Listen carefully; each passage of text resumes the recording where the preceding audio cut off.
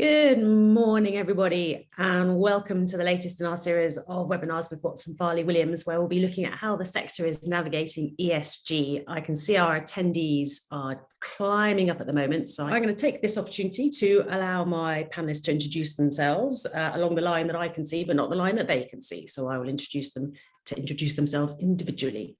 Richard, take it away. I'm Richard Hughes. I'm a partner at Watson Farley Williams. I advise owners, investors, lenders on financing transactions, particularly in the real estate space and hotels and hospitality. Matthew. Good morning. Yes, Matthew Critchlow. I'm head of sales at ClimatePartner France. ClimatePartner works with companies and corporations to help measure, avoid, and reduce their emissions, and also communicate on the work that they're doing. Yeah. I am Theodor Kubek. I'm managing partner to Ecological Capital, a German fund structure that invests into residential, retail, and hotels with a clear focus on budget, mid-market, and long-stay products, as well as I'm managing partner to an Austrian development company that develops residential offices, student living, and hotels throughout Europe. Sabine. Yes, hello everybody. My name is Sabine Schaffer. I'm a managing director and co-founder of ProInvest. We are a 2.5 billion private equity real estate manager with predominantly focus on value-add investments into real estate. We very much trust in value, or believe in value-add across the value chain. Hence, we have an in-house development arm, a day-to-day operating arm, as well as a very active asset management and fund management division. And we have 2 platforms across Asia and Europe. And yeah, very glad to be here today. Wonderful. And Dan. Hi, good morning, everyone. My name is Dan Voellm. I'm the CEO and founder of AP Hospitality Advisors. We're a consultancy firm based in Hong Kong with offices in Thailand and China, where we service clients across Asia Pacific, can be operators, lenders, developers, investors, around the life cycle of hotel real estate. And obviously with the recent trend, we have a particular focus on sustainability. Fantastic. So before we get into it, it's not just the Q&As where you can interact. We're also having a poll. If we could take a quick look at there's the poll, and not a complicated poll. So if you could answer that, and we will look at that at the end, so you can see your responses. That's okay, so you can respond how you wish. That's fine. It's like a secret poll. Right. So we're going to start this off with a scary story. I know in the world of ESG, there's lots of scary stories, polar bears, all that kind of thing. And it is genuinely scary, but we're not going to start like that. We're going to focus more on the investment side of this, which is also scary. And Dan is going to tell us what a stranded asset means in this new world. Sure. Thank you, Catherine. So when you hear stranded asset, you might think of a beached whale or something like that. But certainly a stranded asset is an accounting term where it's about an investment where the value is recouped and written off. As we look through that terminology, and we think it needs some refining, particularly if we talk about surveyors, appraisers, and valuers. There is a analogous term maybe that's used called obsolescence. Functional obsolescence or economic obsolescence are 2 different varieties of that. And we think that there should be a third term recognized instead of stranded asset called ecological obsolescence.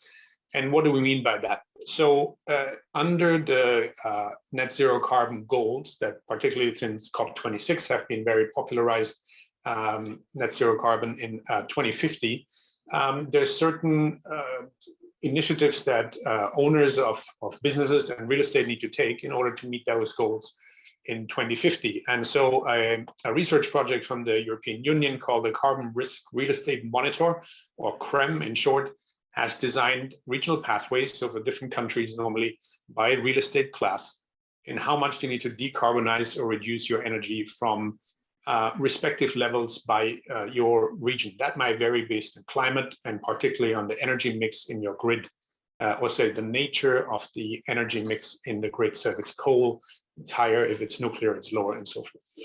So just think about basically a line that goes from where your current consumption levels are over time. That pathway brings it down. And it's no joke, the reduction targets are around 95% reduction from where things are in 2020 by 2050. So that is significant. And so anybody needs to pay attention to this, because if you go above the pathway, there are certain risks that legislation may come about where you get penalized. We've already seen that in New York, where such a penalty is put into the local legislation from New York City government. And they're quite hefty. And this is on greenhouse gas emissions there. But so what we did in our research is, and you can look up the article on our website, is we looked at one part is the CREM pathways, the two, energy and greenhouse gas emissions. And then we used the Cornell Hotel Sustainability Benchmarking Index. A lot of long terminology in sustainability. But so that is an aggregate of hotels in different markets. We came up with a 500-room, 5-star hotel to try to figure out what is actually the cost of having an ecological obsolete asset. And so, just think about a line where currently your consumption level is there, and at a future point, the pathway will cut through it. And from then on, you either need to buy carbon credits to offset your consumption, which normally is not recommended, or you put initiatives in place through CapEx that lower your energy consumption to stay below that pathway target. And well, it varies by region. I think the costs that are incurred based on the aggregate where we are today, if nothing is done and we just assume inflation, increase in energy costs, and also the carbon credits, which vary widely across the globe, from about $4 US per ton up to, I think, 50 in Australia, or even 80 in the UK. Basically, long story short, a stranded asset by 2050, present value is between 15 million US or 80 million if you're in Tokyo. Right. So, or 500-room, 5-star hotel. So you would basically have to take that off your value of the property. And no one wants to do that. No one wants that. So basically, we're currently in the hotel sector in an environment of rising costs across everything, rising labor costs, rising energy costs. And now this extra cost is coming in, which you will have to deal with.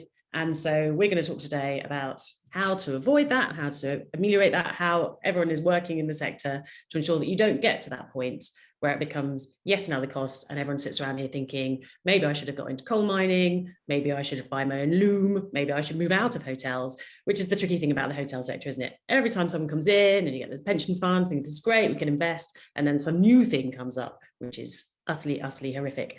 Richard, would you like to intercede at this point? Well, I think, tying on from that, if you look at it from a financing perspective, the cost of capital, be that debt or equity, is always tied to risk. And where you've got higher risks, you're going to have higher costs of capital. So, if we look at sort of how we transition from one end of the spectrum to the other, what levers can there be to help assist and encourage in that sense? And what one of the ways, certainly from a debt perspective, you can look at that is to have pricing for debt based off carbon reduction targets or some other metric that ties in with a move towards net zero. I think one of the areas that, and this for me is all conjuring lots of GDPR concerns. And you'll note that I can't contact any of you that are watching this at the moment because GDPR worked and it was all great. But before GDPR came in, everyone was freaking out and not knowing what they were going to do. And one of the key areas that everyone was worried about was responsibility. So where does the responsibility lie? Because in the hotel SAC, there are 5, 10, 15 different players, owners, asset managers, brands, and for sure they will all be looking, one thinks, but we'll be talking to Theo and Sabine about this moment, about pushing the responsibility for meeting all this onto the next person in the stack. Where does the responsibility lie? Richard? I think the responsibility lies a little bit everywhere. When you look at sort of all the players in the stack, each one of those will have their own drivers for meeting ESG targets and for moving to net zero. So you've got your equity investors that will want to do that, so they will drive the process. You've got some your debt investors will equally have their targets, so they will be driving the process. The owners themselves will have their own targets, so again, they're going to have to deal with that, and responsibility ultimately will lie with the owners, I guess, in that they own the assets, but they're motivated and encouraged by everyone in that stack, and also the consumer, who will be no doubt choosing where they stay based on what the product is. Yeah, so plenty of interesting drivers. Matt, you know more about how to make this less of a scary story. We've done the bit now where everyone's thinking increased costs. How can you ease people into sleeping well at night? Thank you. Yes, indeed, the ecological obsolescence is a huge stick, I want to say, in the carrot and stick metaphor, and I think that companies and hotels, brands, they have to engage, and I think that I've been looking at this from a slightly sort of step back point of view, as ClimatePartner operates in many industries, not just in hospitality. And what we're seeing across the board is we're seeing pressure from finance and from investment, from legislation, but also pressure from the market. In order to make this, how can I say, to set a very broad but pragmatic operational roadmap as we see it, we operate in a very pragmatic and operational way at ClimatePartner.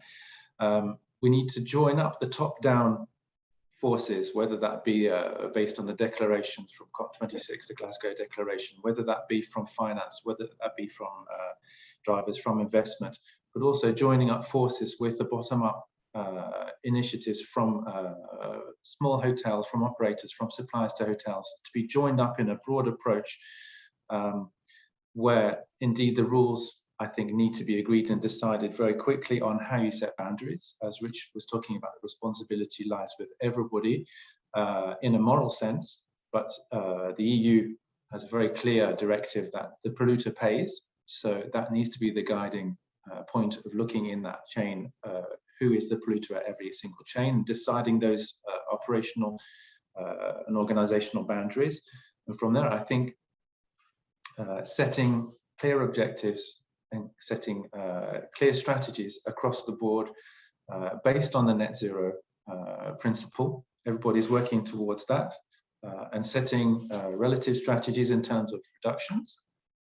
Whether you're a massive multinational hotel and you're reducing every year by 25%, 80%, or whether you're a small boutique hotel reducing the same, everybody has to produce the same effort proportionally. And when we've decided this operational organizational boundary plus the strategies and the objectives, this is the point where ClimatePartner really gets involved to help each player at their level measure, deciding what they measure, giving them the tools to measure and gather the data themselves. The gathering of the data can be a pain point, but we really help with that with the digital platforms. And from that, we help them set their strategies and their objectives individually per site. And we help them monitor that year by year and help them with strategies to reduce, to avoid. And as Nam was saying, strategies for reduction and avoidance are absolutely vital. And avoiding or how can I say, reducing emissions by compensation or buying carbon credits alone is not advised. It's not a solution in itself. And as I think we're aware in the hotel space, offsetting emissions based on electricity, cooling, gastronomy, they're huge emissions, and it's something extremely onerous for hotels. So I think they have to go hand in hand with reductions. And the idea of net zero, of course, is that whilst you're reducing, you're offsetting at the same time, where as you're reducing, the offsets become smaller, and you reach this point in time where your emissions are the minimum viable emissions for an ongoing activity. So we help the companies with measuring, reducing, offsetting in conjunction with the reduction. And then finally, something that I think is super important is communicating, advocating all people in the chain, whether it's from the booking stage, whether it's from the stays, whether it's from suppliers. We're in a climate crisis, and we really need to get everybody on board at every level, and to get everybody involved and to explain what we're doing, why we're doing it. It needs to be a global effort. Yes, I think that the issue of measurement is particularly relevant at this point because the hotel sector loves to measure things, as we know. There's a number of measurements and benchmarking. We may well mention benchmarking and harmonisation later. But it's getting that is they're doing it at their level and having that first step, because the whole sector is panicked about this. And if you haven't removed, tiny bottles of plastic from your thing, you're wondering what you're going to do. And there's so much judgment around whether you're doing it right and it's done exactly properly that there isn't in any other area of operations. We have had a question come in, which I am going to pose to Dan, because he was nodding sagely when Matt was speaking. And for anyone who doesn't want to answer questions during this webinar, my advice would be to not nod sagely while other people are talking, because it attracts my attention. So this is from Christian, and I think this is relevant in this case because it takes you into kind of the wider measurement as well. So Christian says, does a combination of increased business awareness of sustainability and the advent of Zoom, Teams and all that spell doom for international business travel? And I'm going to add onto the end of that, because when you're measuring, increasingly business travelers will have to measure their carbon footprint per trip. And it's not going to be just about at the hotel, it's going to be how you get to the hotel as well, isn't it? Which opens up a whole mess of nonsense for resorts and all those sort of things, and how much you measure and why. Dan, is this the end of business travel? It is. You need, so supposedly sorry, supposedly you are to capture GHG emissions in your value chain up and downstream from where you are under the scope 3 category. And that would include travel to and from the hotel, if you're perfectly honest. But it seems some operators, and happy to see comments in the chat from the operators in the call, if you think it should be included, because any sustainability expert would definitely say it should be included. And if you look at Greta Thunberg, who took a sailboat across the Atlantic to get to, I think it was the United Nations event, then you know what it would take to bring your business travel down to carbon zero, or you find ways to offset through a way that Matt described. Now, those business travel emissions are already captured in scope 3 and also commuting to the hotel from your staff, which is not a whole lot, to be honest, in the scheme of things. Matt will probably be able to share more about that. But it does put more the target on leisure travel, because it may question the existence of your hotel in a place where everybody has to fly to and create extensive emissions, which is not sustainable anymore in a future world, unless we all walk and maybe ride horseback. So, although there may be emissions from horses too. So anyway, yes, it probably questions some of the business travel, but I don't think we're quite there yet. It's still a long way to go, and you can still offset your carbon footprint when you buy an airline ticket. So it'd probably be a compromise between the two, I would say. But maybe Sabine or Theodore as hotel owners have different viewpoints around that. Yes, I'd love to get on to, we're going to go to Sabine to talk about responsibility, because I like the word responsibility, but I will interject here and say you can reduce the carbon outset of your horse by feeding them grass and not those weird pellets. This I have learned.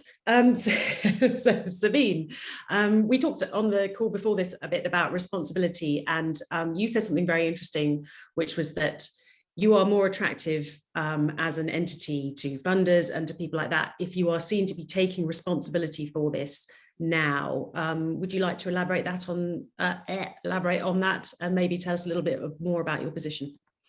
Yeah, sure. Thanks, Catherine. And I think I can only echo more or less what Richard and Matt said, whereby though I stressed that we managed to find a way of how to take responsibility from A to Z, given the integrated business model. So I think, it doesn't matter whether it's ground up development or whether we refurb an asset, because we are the developer, we are taking responsibility in terms of which materials we're using, what level of transportation the trucks are using, are we using the right, whatever, minimum wage scheme and all the rest of it, right? So as a developer, that's your responsibility. But more importantly, that's probably the obvious, but more importantly, the developer can put a, very cheap bulb into the hotel or a more expensive one.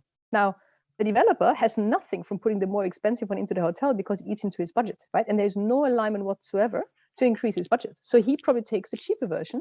Same for the fridge, for the minibar, for a lot of other areas. But these are the things that will eat 2 to 3 times the amount of energy then going forward. So it becomes the operator's problem, but the developer already walked away, right? So by making sure that effectively the developer is aligned with the operator, because we are also the operator in-house. So we're operating in-house as well. And then here comes the next thing. Why would I, as an operator, really be so much concerned about ESG? I mean, yes, we all want to do the right thing, of course, but what is really my incentive? Yes, you're right. Now, consumers start to ask for it. We see among all of the RSPs with the big accounts that everybody has an emission statement ESG. So yes, this is all important. But at the end of the day, they are not incentivized on the value increase that you can achieve by having an ESG compliant asset, right? Now, we are, because we also are the incentive representative of the owner. So in other words, by being able to capture from the development or from the refurbishment kind of, let's say, phase through the operational phase, and obviously along the way completely with a very proactive asset management phase and sometimes also fund management, we're able to deliver a product that at the end of the day, so last year we had our first carbon neutral hotel in our portfolio, not 2030 or 2050, we had it last year. All of our assets are either in Australia, it's a bit easier, in Asia, so we use Neighbours. Makes it easier because it's really, well, there are a couple of rating systems, but Neighbours is the one that's predominantly used for the time being. So all of them are minimum 4.5, but normally 5-star by themselves. And then, we're now trying to get them up to 5.5 star. And we also just recently repositioned an asset that actually is a 100-year-old building in the heart of Sydney CBD. And so, that proof, which is now 4.5 star, again, target 5-star Neighbours rating. And that again proves to me that also when you reposition assets, which I think should be the big focus of this discussion, because it's one thing what you put into new build now, but let's be honest, we have a huge stock of pile of assets out there that, as I think Dan just mentioned before, risks of becoming obsolete. So which are the measures that we can take today in order to make sure that that obsolescence is not going to take place, right? And I think that this is also obviously where, Matt rightly points out, there is a number of parties there that are helping and assisting, and which is great because the more data we have, the better.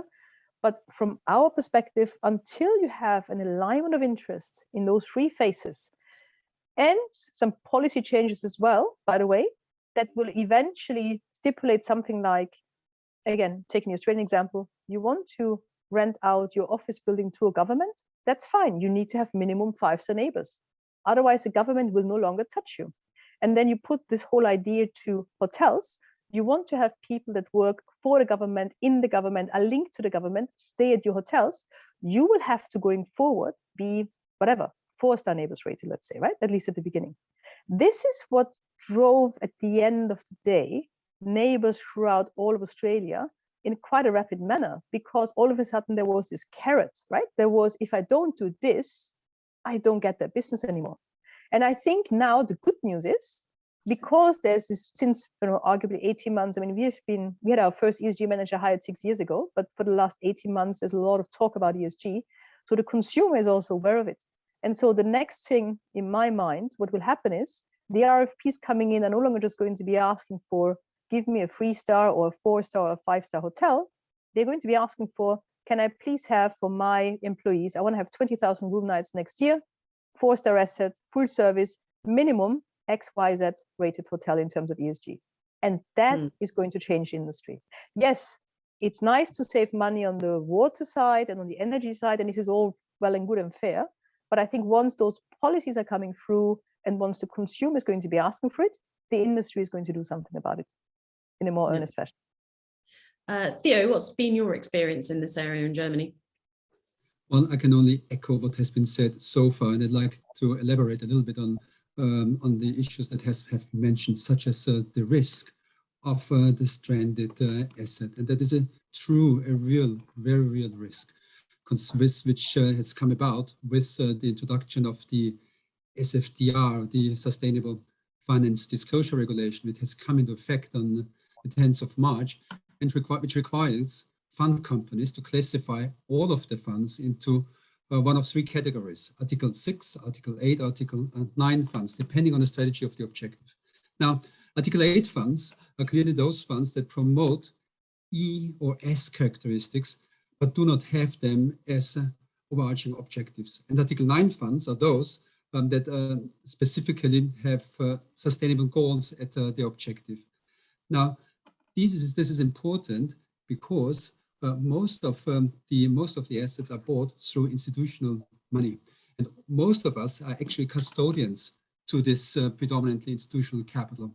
And there will simply be no capital flow anymore if those developers, in partnership, and this is where the alignment that Sabine has mentioned is coming in alignment with the brands, are taking care that those requirements that are set out in these specific funds are actually meant.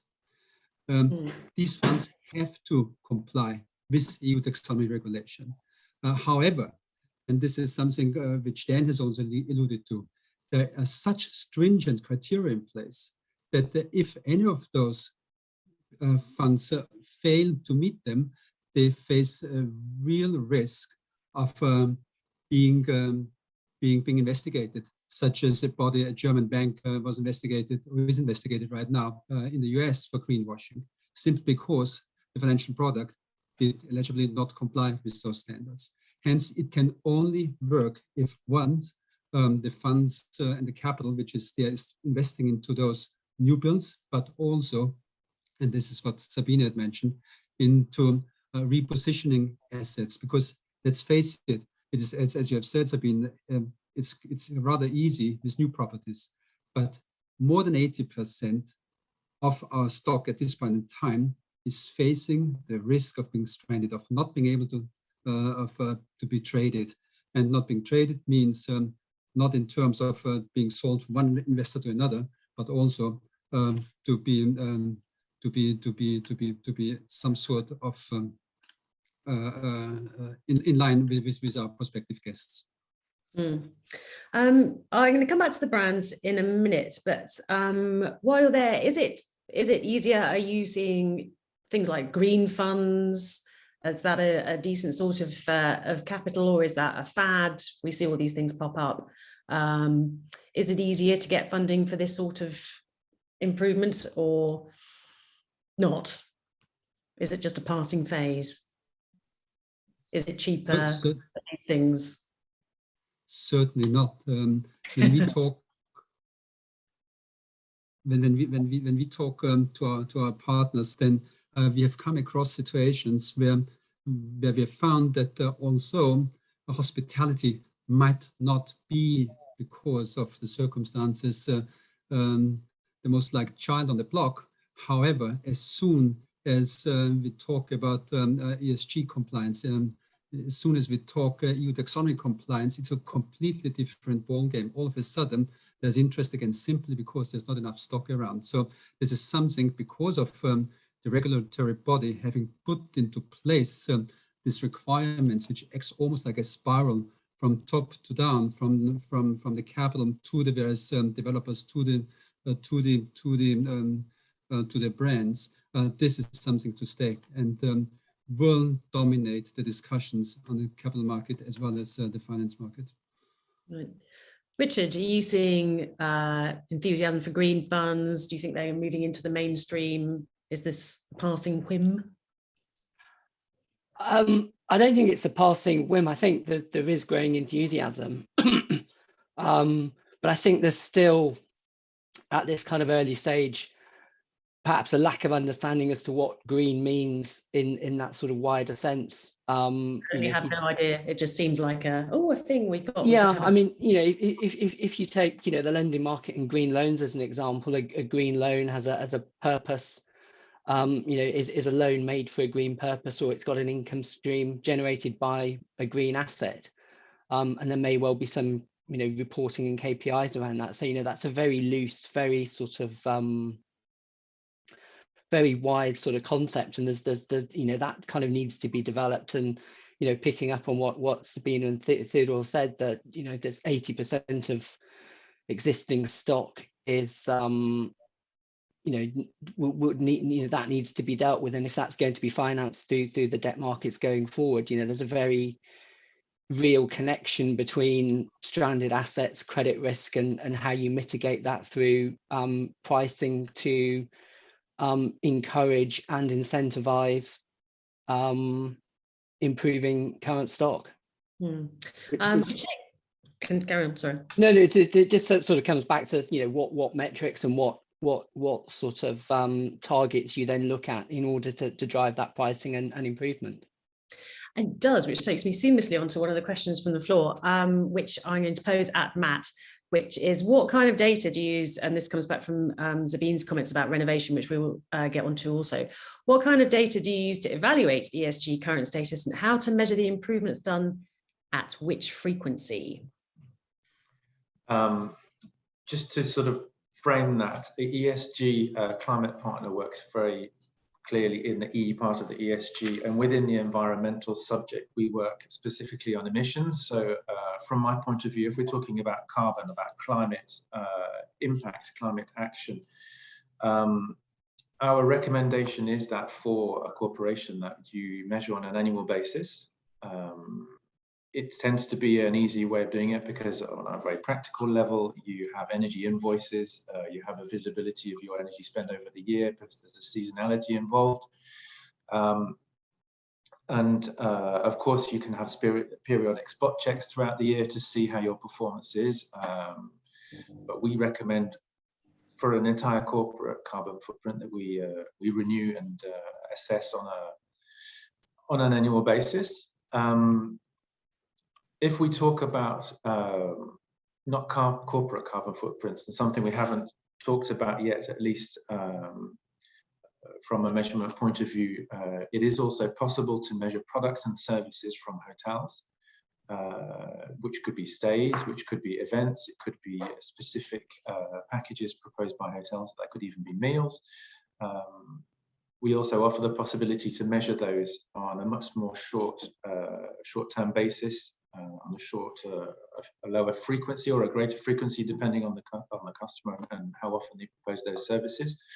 And it's also a way of assessing the performance of a hotel in specific areas very quickly and assessing performance improvements. Particularly, I'm thinking about gastronomy, for example.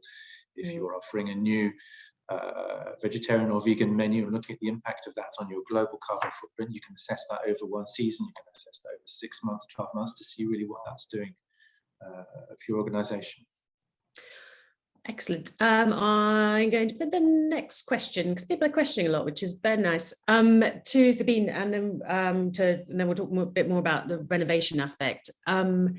Question from Ryland: do we need more reliable and consistent international standards to accurately measure the carbon footprint / sustainable qualities of building materials?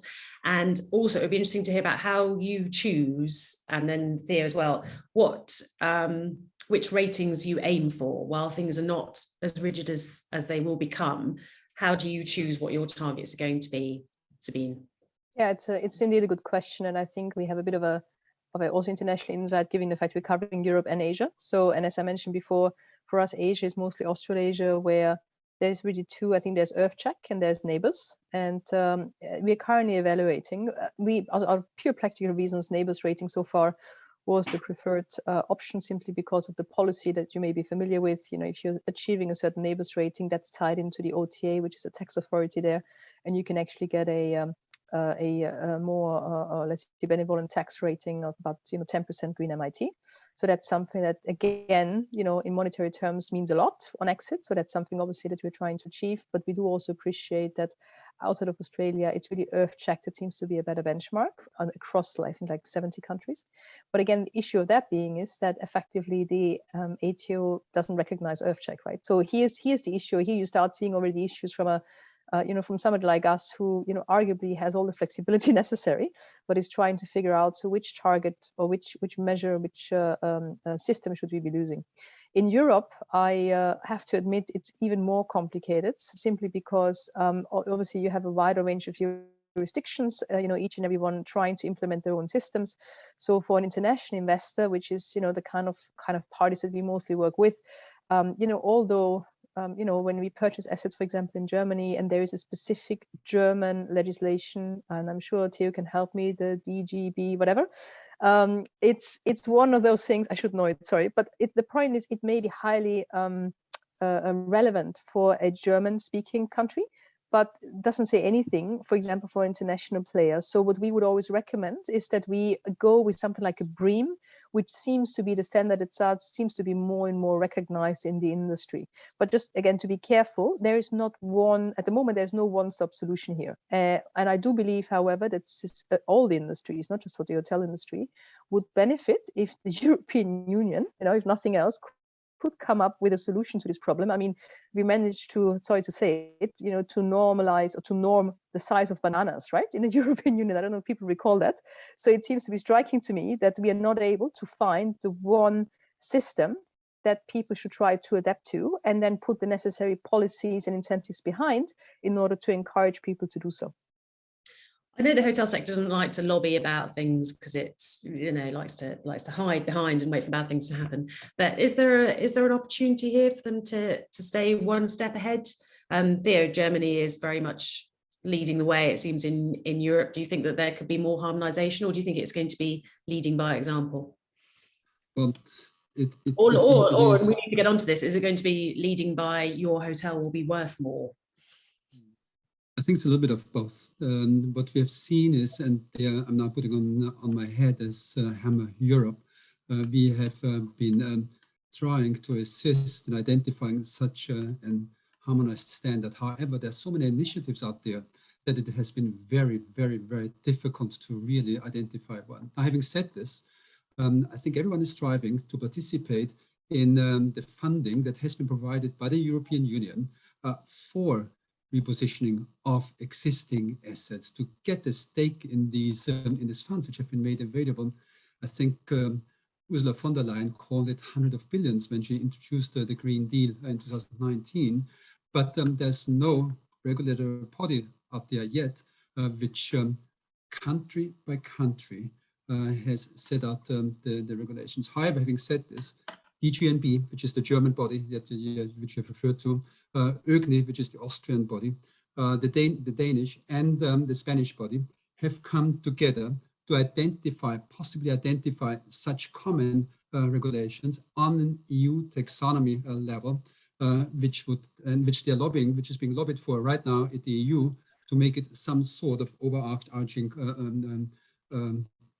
metrics that could be applied. The problem there, however, then is the implementation in the various countries, because there might be one single criteria. However, the implementation, the funding is then a national issue, meaning Germany may have a different policy compared to Austria, to Italy, to Spain, and Poland, and so forth. So it is really, really fragmented and very, very difficult at this point in time. However, there's one issue, if I may just add this one, which is everything is focused on the renovation of existing stock. There's more focus on existing renovating stock than actually building new products. We'll get into the horror of that in a moment. Do you think that there's a risk that, or a benefit that you'll end up geographically with different areas where it's more attractive to develop, more attractive to own hotels? Daniel, rubbing your chin, which I'm going to take to be the head nod of this panel. So I'll come to you in a second. Do you think, after Theo, do you think that there's going to be, oh, well, I can't develop here because it's more expensive, or if I go there, I get more support, or there's more chance for a 25-year lifespan for my hotel if I build here? Or are we going to see geographical issues there? That has always been the case anyway. That hasn't changed. It's just a new layer which has come in, which is the ESG layer, and certainly probably a new consideration. But you have always looked from an investment perspective at different criteria. So therefore, but it's an additional layer which needs to be considered. Yes. And Dan, are you seeing this? And also, we have a question which I'm going to pose to you at this point. Is international tourism, all of it, sustainable? And should we be encouraging the populations of developing countries to increase their outbound and inbound travel? Or, and I assume we're going to end on this, should we just encourage them to do other things with their time? Well, or should we disencourage developed countries from traveling? right? Make them travel less. I mean, I don't think this is between developing and developed countries at all. It's probably a question that each and everyone has to answer themselves. How much of their personal carbon footprint they want to carry with them, or how big a footprint they want to leave behind, which obviously is carried into whatever you consume. It could be, I think Matt talked about, or Theo talked about, the diet you have has an impact too, right? So this is what does it mean to be a responsible global citizen, and you need to figure it out for yourself, right? I think that's probably the approach there. But certainly it raises questions when we look at areas that have a lot of travel, that are very popular destinations. What is the sustainable amount of tourists they can carry, right? We have the case of Venice, Koh Phi Phi in Thailand, also in the Philippines, where beaches were shut down for a period to let them recover from the hordes that come in. So when we see in Venice now, you're charged, aren't you, to go onto the main islands? And is this going to mean that travel is only the domain of the wealthy if you have to pay to get into these places, or we have to get a license like at the Galapagos? Is that how this is going to work out? I'm no tourism expert, so I wouldn't want to answer that, but certainly it's a question that needs to be answered by the industry in one way or another. It's not an easy thing to figure out, but if we shoulder our responsibilities, we certainly need to think about that. And so traveling by train should be more appealing than anything else. Oh, I love to travel by train. Sabine and Theo, we have been dancing around this topic, and now we're going to get into it a little bit more with the help of Matt. Renovations. Sabine, you said you had renovated a 100-year-old hotel and it was fine and everyone is still there and now it's worth more. This sounds like the dream. How did you do it? Well, obviously it's not an easy exercise, right? But I think the advantage we had was, again, having in-house architects, having in-house product development managers, and having done a number of conversions before. We have, let's say a list of various ESG initiatives where we kind of have a good idea what's going to cost, and at the same time as well, what it's going to do to the ROI, right? And so what you really do is you kind of went through the various initiatives that are feasible. Again, I'm not saying that every asset can achieve, a 5-star, in this case, neighbors rating, but we found ways of how to make it work.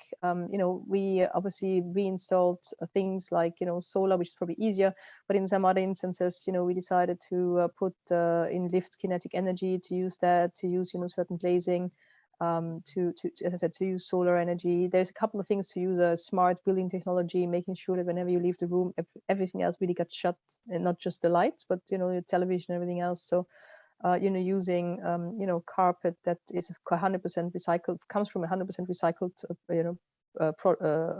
materials.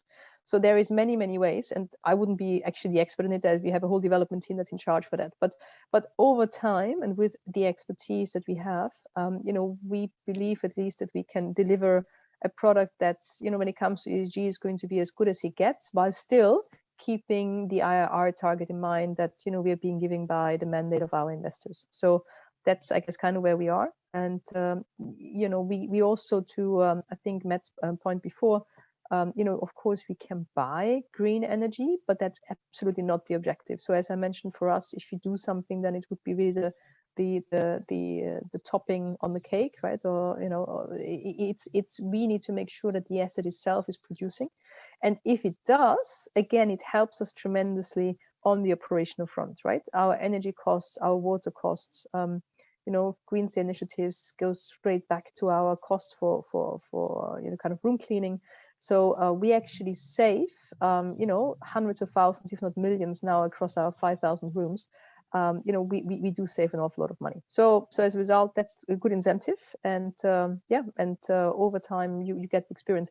One last thing as well, just because we are doing it doesn't mean that we stop there. We continuously engage third parties. There are companies that are specialized with regards to, similar like Matt, I guess, specialized with regards to taking that data on a daily basis. And so what we do is we try to see, maybe at a certain period of time, we have a huge amount of energy consumption, right? So we're trying to see, is there something wrong here? Can we improve something? Do we have an issue with some, whatever, heating or in the kitchen area, whatever the case may be? So we try to continuously investigate, hence the ESG manager as well. And then just try to maximize it, right? Or try to, maybe we can store some of the energy. We can, so there's many ways of how to, I guess, slice and dice a cat at the end of the day, but certainly enough in order to at least get old or older standing assets on the right way when it comes to the ESG path. Brilliant. And Theodore, what's been your experience? I would like to tackle this from two aspects. One, a short reference to a study that was produced and published by GLL, which has shown and compared an asset, a hypothetical asset of 230 rooms in the city center hotel in Europe, which has one scenario with no upgrade, another scenario with 6.6 million upgrade into an ESG compliant product. And it shows, considering the uplift in occupancy, considering the uplift in ADR, considering the savings in energy and so forth, as well as, of course, the financial aspects such as improved financing terms, and then a higher better exit rate, and improved geared IRR by 1.26 percentage points. That's the theory. But from a practical perspective, similar to what Sabine has said, we too, in our existing products, we have applied certain measures in order to improve the sustainability of our products. Now, having said this, in our student houses that across Europe, in Austria, in Germany, Italy, in Portugal, we have implemented a new digital system that measures our energy consumptions, and based on those measurements, then improves, tries to identify optimization. And in the first 6 months of these, we have identified a savings of between 15 to 25%. Having said this, these are existing properties, and we could only implement some 30% of what we really wanted to implement. Now, we do not know yet as to which potential there is, but very, very clearly, there's an incredible potential. And the third aspect is the DNA of our development company is actually sustainability. Everything that we do is based on sustainability. To the fact that 70% of our heating is based on geothermal generation, and as such, we do try to implement this wherever possible, and we feel that being able to show off with this implementation and talk about it, and I think Dan said at the beginning, communication is so important about it. Talking about it, it has an effect on both the investment, it has an effect on the consumer behavior and on the decision making.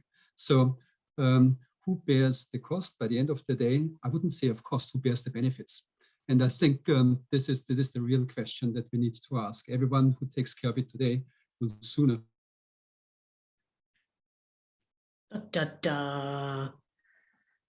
Who indeed bears the cost? But I think Theo makes a good point. Before he comes back, I'm going to ride rougher all over it. We've talked before on ESG panels and debates. It's all been about the customer is driving this, the customer is driving this. And what we've seen through poll and through experience over and over again is that the customer has no interest, and this was the customer in this case being the guest. The guest has no interest largely in paying for this. There's slightly increased interest on the corporate side for paying for this, less so otherwise, and it all comes down to the customer, which is the investor. And the more benefits the investor can see, the more it's all going to be driven. Theo, is that reasonably what you were going to say, or will we never speak again? Sorry, I don't know how long you heard me for, because I got a phone call in between and I was cut off. I'm sorry about this. That's quite right. One of the things that I think was interesting about this, the background that Sabine has, is that this is a budget brand which you have operating there. And we've been taught in ESG panels up and down the land that ESG is something, and the E part particularly is something which is a concern and the domain of the luxury market. The customers are more interested, shaking of the head there. I'll go to Theo first then, to see as you've still got a little green thing around your head. But increasingly it seems that this is a budget thing, which, why is that? Well, I would have thought that ESG is something for everybody, right? Doesn't matter if it's budget or 5-star, it's something that I think touches everybody as a principle. But we're taught that it's expensive and difficult. And that's right. I think one of the clear advantages that, you know, and I don't think we're doing budget. If you look at the hotel in the background, I don't know if you can see this, but this is our Queenstown asset. So this is actually not a budget, it's a 4-star, but it's still a select service product. And I think one of the advantages that select service products or budget for that sake are giving you is the gross to net ratio is actually very good, right? So logically, the bigger the rooms are getting, the more skewed, I would say, you know, the gross to net is, which means there is more inefficiencies, right, that are resulting out of it. The more services you start to provide in your hotel, arguably, you know, the more of water and electricity is going to be used, and again, the worse your footprint is going to get. So I think it's a lot. So being able to maneuver well in the world of hotel and hotel brands and different segments also requires, again, a deep understanding of the operation model behind, understanding how you can minimize your back of house, understanding how you can, you know, really put only the type of kitchen that you need. You know, making sure that the way how the rooms can be cleaned is maximized, and from a timing perspective and from a surface perspective, so you don't need to use whatever kind of special cleaning material. Making sure that, you know, your staff at the entrance is being trained to ask, you know, would you mind, this is a good example actually, would you mind to you know, opt out of our room services as you're staying with us for 2 days? If you do so, we'd be very happy to provide you with a welcome drink and a couple of points on your loyalty card. And generally speaking, the guest will say absolutely fine, because at home I don't have somebody changing my bed and my towel every day, right? So it's fine.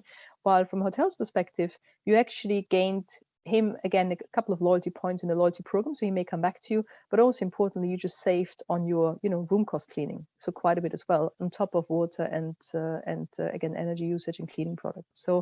So again, you see, it's all about, I guess, putting initiatives in place across, understanding the hotel as a product from a development perspective, what I mean by that from a design perspective. So how do you maximize efficiencies, corridor lengths, widths, and all the rest of it? You know, how many lifts?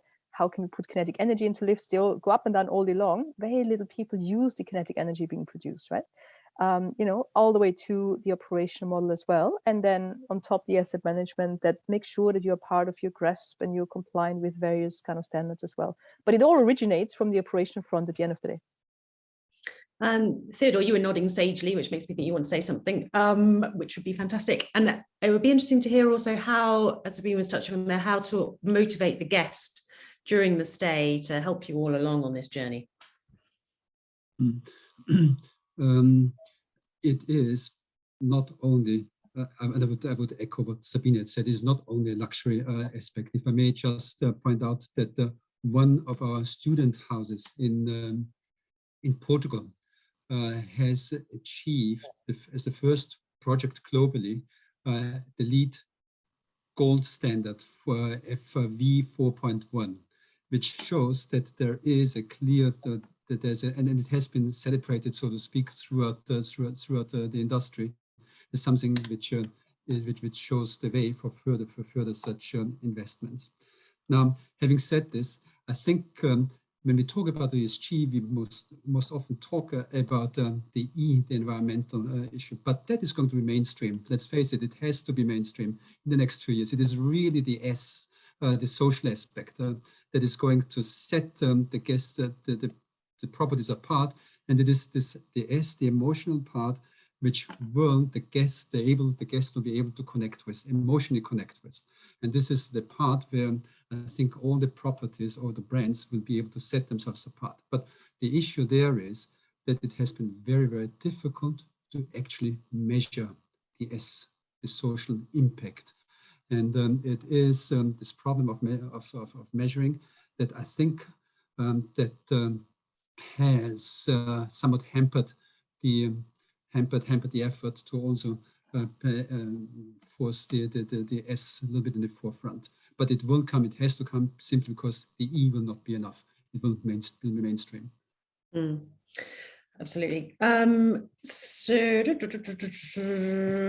can I ask a question? Sorry, but I'm just thinking maybe Matt has an idea about measurement of social on the social side, right? I mean, I can tell you what we do, but you know, I guess Matt is probably a bit more the expert there. Or is it more that you're focusing on the E side of it? Absolutely, on the E side and measuring the emission side. Yeah, absolutely. Cool. So Sabine, tell us what you're doing, and then we'll have a look at the poll. No, well, I guess we actually believe hotels is a fantastic asset class where you can do the right social thing, right? And from not just from a customer's perspective, and all the kind of green things that you can do around it on a customer journey throughout the hotel, but actually think about it, it's a place where people who just start off in their working life can start on a kind of lower level and kind of work their way up all the ladder. It's a place where also not just university students can find a home, and there's a lot of charity activities that's going on. So I think as an asset class, the hotel is much more social than a lot of the other ones in real estate, right? But not very people are leveraging of that. Also happens to be, by the way, look at the amount of women working in hotels. So you see actually disproportionately high amount compared to some of the other, let's say, commercial real estate asset classes, right? Problem may be still the case that you see a lot of them in the, let's say, lower and mid level, and maybe not always in the boardroom, but that is changing as well. So yeah, from my perspective, I don't yet have an answer. I mean, there's a couple of social indexes, but I'm not the expert here, so I don't want to say anything else other than, to my mind, there's a huge opportunity out there for somebody to start up and doing an index or measure or help us to how to quantify these social activities, and to, I guess, in the end of the day, benchmark them, and as a result make them a bit more quote unquote traceable or tangible. Here we go. Yes, I think that's the message. I can chime in on this quickly to give some color on the social side, if that's okay. So under the Global Reporting Initiative GRI standards, the social part has some specifications in there under the 400 sections, I think.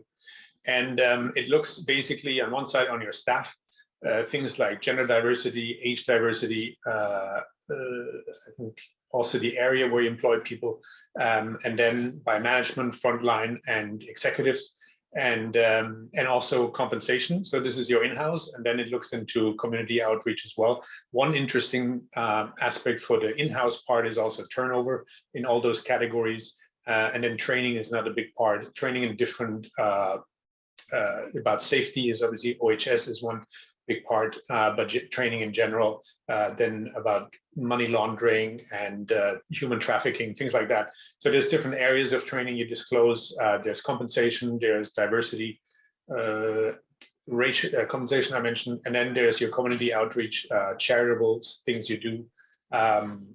So those are basically two ways that the S part is currently captured in ESG. Almost as if all those things might encourage people to work in the sector. So it's a good job that the problem that we have at the moment is a surplus of labour, isn't it? Anyway, thank you very much to my panel today.